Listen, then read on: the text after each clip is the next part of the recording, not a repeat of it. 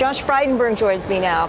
He is the treasurer of Australia. He's in his job about 5 weeks now, and we're very glad that he could join us. And I bet you're very happy to be at this meeting. You said you had an interesting conversation with U.S. Treasury Secretary Stephen Mnuchin. Now, Australia, trade, it's all about trade. What did you have to say about that? What did he have to say?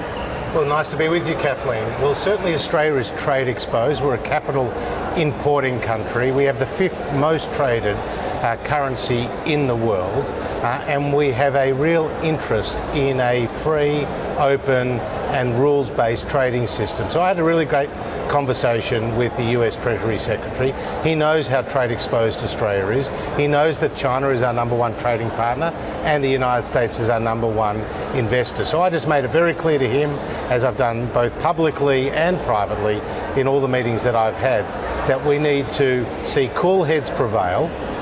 We don't want to see an escalation in some of the trade tensions between the United States and China, and we want to see the WTO be the preeminent forum for resolving trade disputes. Well, since you mentioned the WTO, as soon as the Trump team lodged its complaint at the WTO over intellectual property, Japan and the EU jumped right in. So clearly, this is not just a U.S. complaint. Where does Australia stand on that? And how crucial is that to sort of solving this puzzle, putting the key in the lock and unlocking it? The WTO reform agenda is one where the G20 can play a really constructive role, and that's something we're talking to counterparts here at the meeting. But at the end of the day, free trade means more jobs, free trade means more investment, and free trade means higher economic growth. That's Australia's story. That's the story of the world. Trade volumes are up, and we've seen new partnerships, new agreements like the Trans-Pacific Partnership that Australia has helped lead.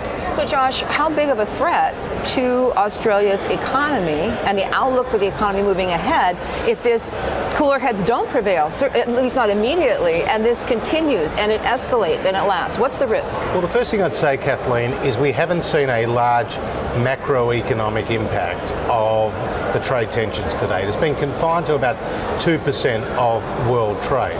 Now, clearly, it's in no one's interest, Australia included, for that to expand. That being said, the Australian economy is growing strongly, has good fundamentals, and has good momentum. We grew at 3.4% through the year, and that is higher than any G7 country.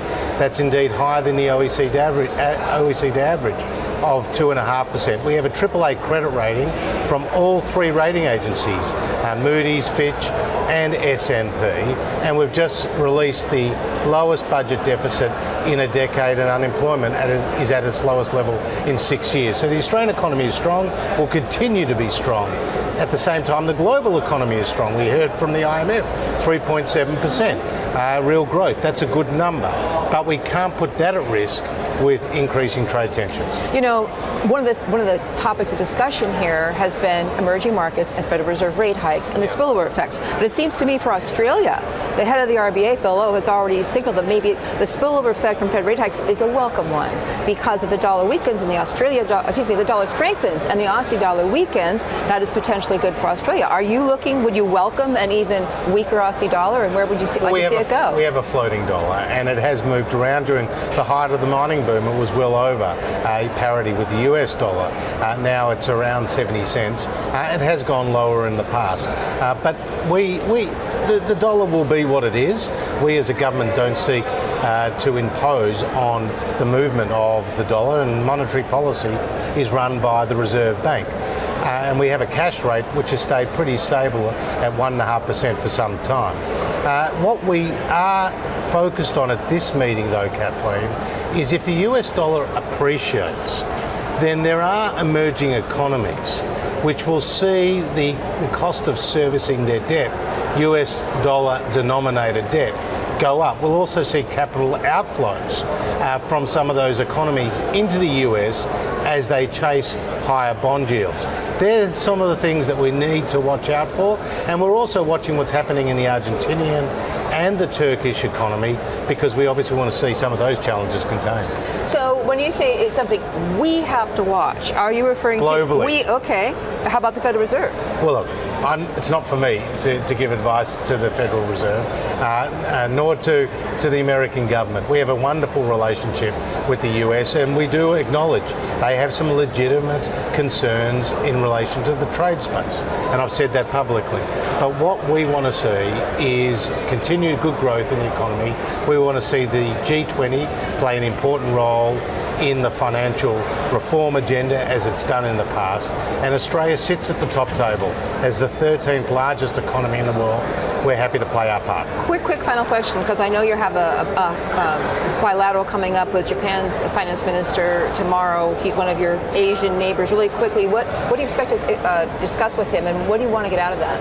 Well, they're a key trading partner for Australia and a great strategic partner and friend as well. So I'll just take the temperature on what the minister is seeing in the global economy, how he's seen recent market volatility. My view about recent market volatility, Kathleen, is that you'll see ups and downs. The market is digesting the potential for high US interest rates. The market is digesting some of these trade tensions. And so it's reacting in that way. But let's keep our head. Let's be reassured that the Australian economy is strong, that the global economy is strong, and that we have learnt many lessons from the global financial crisis, and as a result, our financial system is more resilient than it was a decade ago. Well, Josh Friedman, I would say 5 weeks into the job, you've hit the ground running, and what an interesting time to take over this job. Thank you for joining us Good today. to be with you. Thank you.